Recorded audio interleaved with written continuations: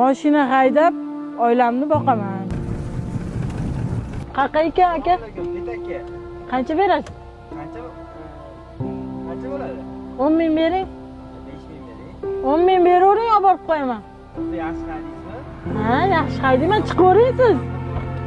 Yo'q, chiqing.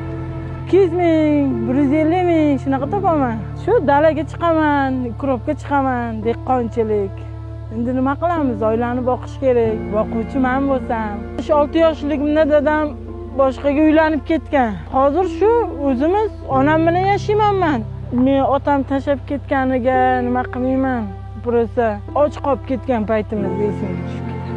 Shoriyat bo'lmagan, pulimiz bo'lmagan. Men maktabda o'qimaganman. 5-sinf paytida bizlar dalaga chiqardik. Ikkita akam arava tortardi. Biz opacham ikkalamiz paxta chopardik. Oson emas ekan. Uyimda boquvchi, shu qiynalaman-da orasida.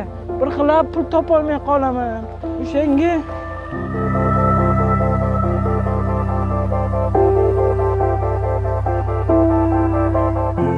kimdirdan yordam so'ra olmayman.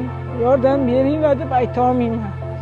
O'shaning uchun o'zim harakat qilib, o'zim ishlashni xohlayman-da. Dalada ham masalan ertalabdan kechgacha 100 ming, 150 ming pul beradi. O'shanga xursand bo'lib kelaman. Uyimni remont qilayotganimda, loyiha qilayotganimda ayol kishiligimni unutib qo'yaman.